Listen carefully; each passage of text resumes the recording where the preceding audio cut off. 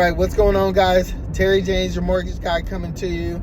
Hopefully you can see me. I know it's a little dark, getting late in the evening, but there was something on my mind. I just left an event, but I had to get this off my chest. So, want to get some good information out there.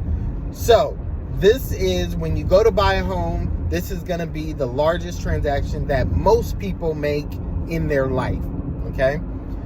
However, what we don't often do as a consumer, what you have to start doing, and you really got to take notes, is you have to vet your loan officer, okay?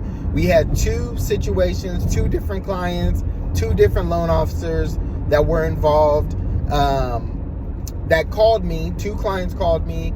I spoke to them, and essentially both of them were in contract and had a horrible experience with the loan officer, wanted to, of course, switch. They were a referral from somebody else who I knew, whatever the case was. But at the end of the day, the issue is that we have to start vetting. You want to vet your loan officer, and you figure out, well, how do you pick a loan officer before you go into contract? How do you pick a good loan officer? So I'm going to give you 2 or 3 very good tips, okay? Number 1, check with your network, okay? Your network of the people that you know who own a home, who have bought a home. You want to check with your network first. That's going to be your first step. Say, hey, you bought a home before. Who did you use? Who was the loan officer? Are they knowledgeable? How does that work? Did you have a good experience? You want to check with them. Okay? Next, if that doesn't work out, you don't know anyone who's bought a home or had a good experience with the loan officer, of course, you're going to start looking online. Okay? Of course, you're going to online. You're going to look.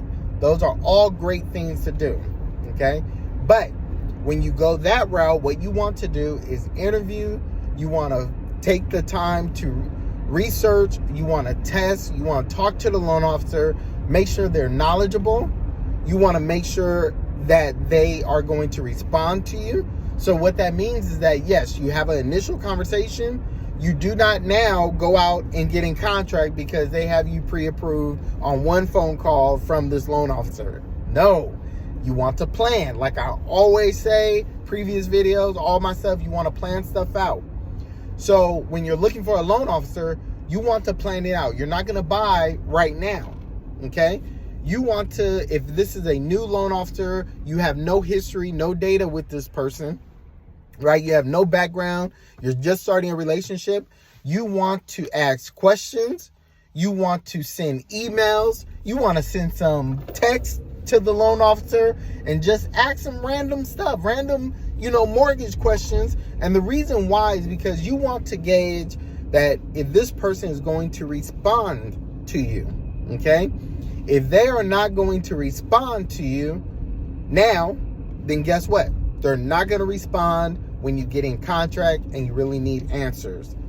If the loan officer is not detailing the process of the home buying process, meaning when you get done with your pre-approval and they say, hey, you're ready to go, if you don't feel confident that you know everything that's about to happen, or you feel confident that you know the process of home buying, then listen, you don't want to use this loan officer, because if they didn't explain this to you now, they're not going to explain the process once you start the purchase price. Once you start the purchase and you're in contract, they're not going to go through all the details of what's going on with your loan, the status of your loan, and they're not going to get back to you in time. So these are all the things that you can avoid early on. Now, granted, there are some situations where, yes, a loan officer, you might get in contract, everything was fine, and all of a sudden they stop.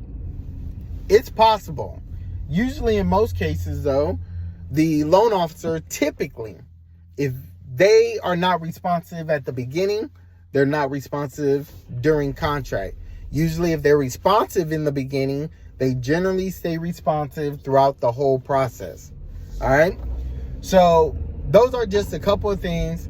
How to find a loan officer, how to get one, how to look for one, and what you want to do once you find one, especially if it's not with a referral, if no one told you about them. These are just a couple things that you can do. All right. So like I said, there were some bad situations happen. I figured somebody else is going through it.